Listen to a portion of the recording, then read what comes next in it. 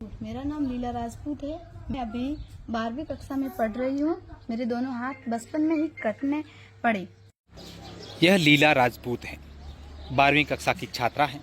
जब ये 4 साल की थी तब इसके दोनों हाथ करंट लगने के कारण डॉक्टरों ने काट दिए थे। ये बड़ी विपदाओं से गुजर रही थी।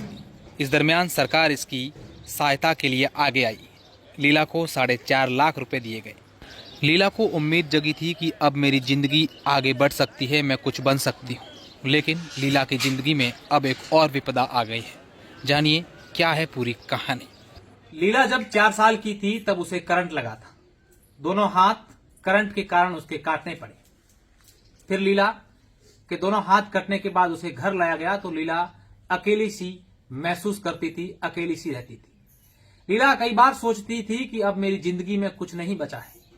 लेकिन लीला के परिवारजनों के हौसले और कुछ लोगों के लगातार इसके संबल मिलने के बाद लीला ने यह ठान लिया कि मैं जिंदगी में हार नहीं मानूंगी, चाहे कैसी भी परिस्थितियां हों, लेकिन मैं मेरा जो जीवन का सपना है वो पूरा करूं।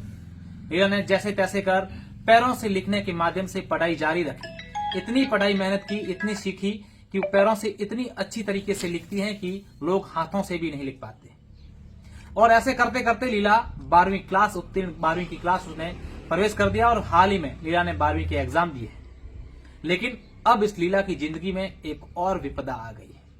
क्या पूरा मामला है, क्या पूरी घटना है, हम लीला की जुबान से जानते हैं कि असल में लीला के साथ क्या हुआ। सबसे पहले पूरी की पूरी घटना थी वो क्या थी, शुरू से बताएं। मेरा नाम लीला गौर है। मेरे पापा का नाम भूर सिंह है। किसान परिवार से हूँ, बाड़मेर से हूँ। और मैं जब छोटी थी तब बचपन में खेल रही थी खेत के पास। वहाँ करंट के तार खुले थे तो वहाँ मुझे करंट लग गया। और करंट लगने के बाद परिवार की हालत बहुत गंभीर हो गई थी, इसलिए वो मुझे बाड़मेर ले गए। बाड़मेर से जोधपुर, जोधपुर से अहमदाबाद, और फिर वहाँ अहमदाबाद में कहना पड़ा। डॉक्टर ने बोला कि दोनों हाथ काट दिए जाएंगे।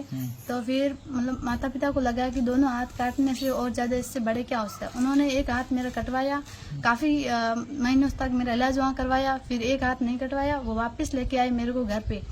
फिर मेरे एक हाथ में करंट ज्यादा फैलने लगा। फिर वो मुझे हॉस्पिटल लेके गए, अहमदाबाद में सिविल हॉस्पिटल में। फिर मेरा वहाँ पे इलाज करवाया। दूसरा हाथ मेरा काटना पड़ा और काटने के बाद मतलब और भी इलाज चला। और इलाज चलने के बाद हम घर पे आ गए। कभी किसी को पता नहीं था कि अब क्या होगा। और पढ़ाई अच्छा, भी छूट गई थी। कितने समय तक आपका ये इलाज चला था हॉस्पिटल? 6-7 महीने। 6-7 महीने। हाँ, फिर और फिर घर पे आ गए थे। घर पे मतलब कुछ ऐसा नहीं था कि पढ़ाई होगी या नहीं होगी, ऐसे ही बैठे रहते थे हम।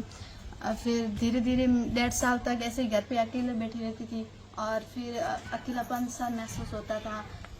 मतलब अकेले से ही पढ़ना सीखी और लिखना भी सीखी धीरे धीरे। अच्छा, जब लीला आपके हाथ कटे थे उस दौरान कुछ मदद भी हुई थी आपकी? सरकार ने मदद की थी?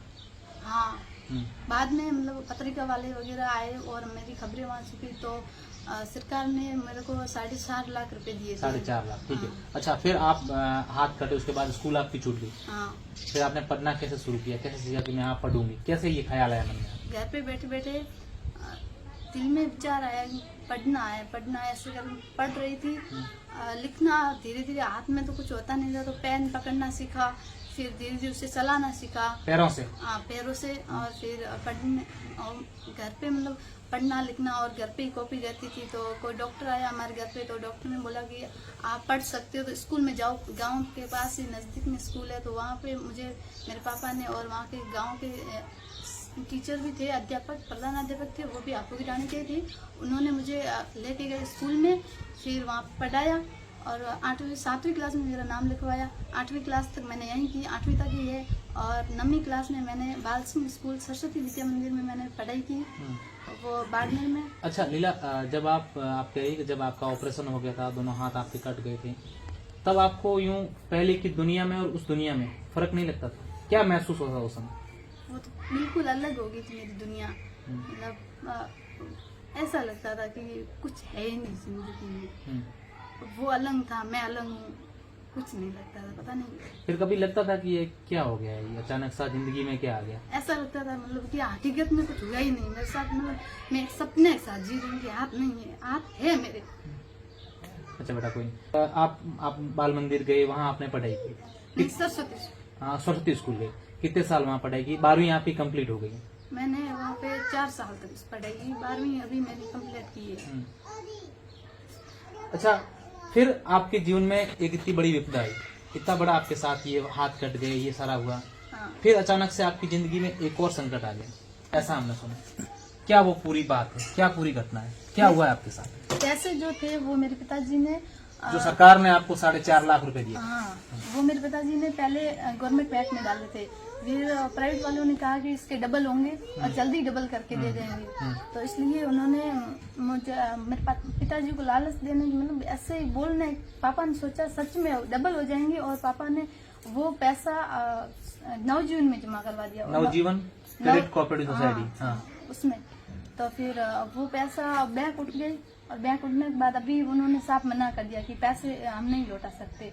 इसलिए फिर अब मेरे पापा ने किसी से बातचीत की, तो पत्रिका वाले अब हमारे घर पे आ रहे हैं, बात कर रहे, आगे वाली पढ़ाई के बारे में भी कुछ सोचना है, और भी कुछ बनना भी है, लेकिन जब तक कुछ पास में होगा तब बनेंगे, और बढ़ना भी है। न्यायाधीश को मैंने यही आग्रह किया है कि मेरे जो पैसे मैंने नवजीवन क्रेडिट कोऑपरेटिव सोसाइटी बैंक में जमा करवाए थे, वो मुझे कृपया करके अपने वापस दिलवा दे।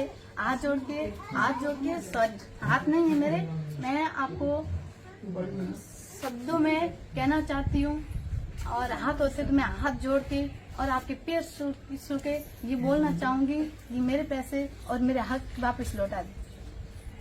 अच्छा, क्या लीला को लगा था कि जब हाथ कट गए थे, अब 4.5 लाख रुपए हैं हम इसे और आगे लीला बढ़ पाएगी? हाँ। क्योंकि ऐसा जीवन जब होता है तो कई लोग हार मान देते हैं, लेकिन आपने हौसला बनाए रखा, मजबूती से अपना जीवन यापन करने की सोची, पढ़ाई की सोची, लेकिन अब आपके जो पैसे सरकार ने आपकी मदद की थी वो लोग ले गए। क्या कहना चाहती लीला, क्या चाहती? मैं वही चाहती हूँ, 4.5 लाख सरकार ने दिए थे हमको, और 5 लाख और 10,000 रुपए करके पापा ने मेरे बैंक में जमा 60,000 और ऐड किए? हाँ, ऐड किए, कहीं से लाके ऐड किए, और फिर वो सारे अब नहीं है, तो सरकार उन्होंने मना कर दिया, बैंक वालों ने कि नहीं देंगे, साफ मना कर दिया। तो फिर पापा ने मतलब काफी सारे नेताओं के आगे भी कहा है, और जैसे बड़े बड़े लोगों के आगे कहा, लेकिन कोई जवाब नहीं दे रहा है, हर बात को ऐसे सीरियस नहीं ले रहा है, किसी ने सीरियस में नहीं लिया, और ऐसी बात का कोई जवाब नहीं मिल रहा है, इसलिए आज खबर वाले आए हमारे घर पे।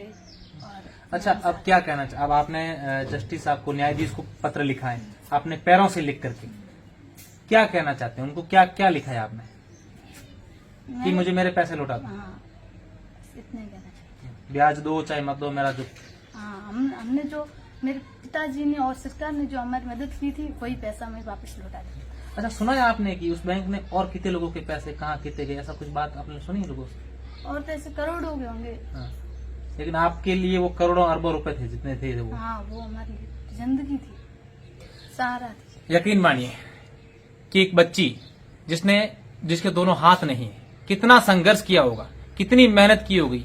एक बार इसे लगा कि मेरी दुनिया ही मेरे लिए समाप्त हो गई, फिर हार नहीं मानी, लगातार पढ़ती रही, आज 12वीं क्लास पास कर ली, लेकिन अब इसे आगे की चिंता सता रही है, क्योंकि इनके पिता, बुजुर्ग पिता किसान हैं, एक गरीब घर से ये बिलोंग करते हैं। ये चाहती है कि मैं कुछ बनूं, आगे बढ़ूं, पढ़ाई करूं, लेकिन मेरे पिताजी ने, सरकार ने जो मेरे लिए पैसे इकट्ठा किए थे, वो पैसे एक क्रेडिट कोऑपरेटिव सोसाइटी ने हड़प लिए हैं, अब उन्हें वापस नहीं दे रही है। इसलिए इन्होंने न्यायाधीश को पत्र लिखा है अपने पैरों से, क्योंकि इनके हाथ नहीं है। इन्होंने ये भी कहा है कि मेरे हाथ नहीं है, नहीं तो मैं हाथ जोड़ती। मेरे हाथ नहीं होने के बावजूद मैं पत्र लिख करके सरकार से, नेताओं से ये निवेदन करती हूं कि मेरे पैसे मुझे लौटाए जाए।